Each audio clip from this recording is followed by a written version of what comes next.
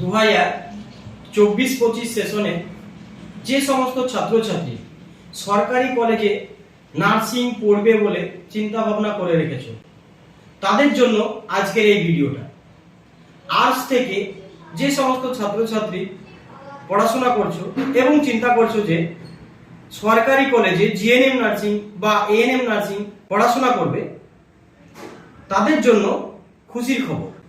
WBJEE ANM GNM entrance এর exam form fill আপের last date বাড়ানো হয়েছে, যেটা এই মাসের আজকেই লাস্ট ছিল, সেটা বাড়িয়ে 24/4/2024 পর্যন্ত করা হয়েছে।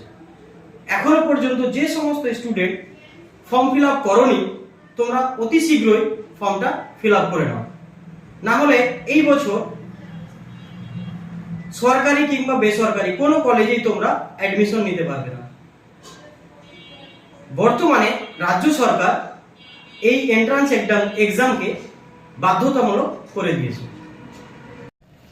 আমাদের এই আজকের প্রোগ্রামে সবথেকে গুরুত্বপূর্ণ বিষয় হচ্ছে এন্ট্রান্স এক্সাম প্রিপারেশন।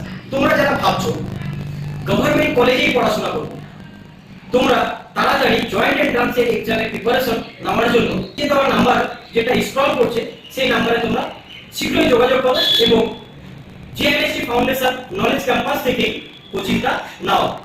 কেননা গত বছর এখান থেকে 35 স্টুডেন্ট মানে 35 জন WBJEE ANM GNM জেনপাস Yuji coaching নিয়ে গভর্নমেন্ট কলেজে পড়াশোনা করছে।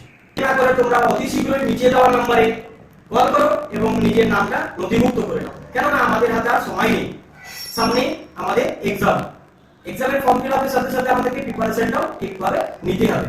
তাহলে আমরা দেরি করবো না, নিচে দেওয়া নাম্বারে যোগাযোগ করে কোচিংটা নিয়ে নেবো।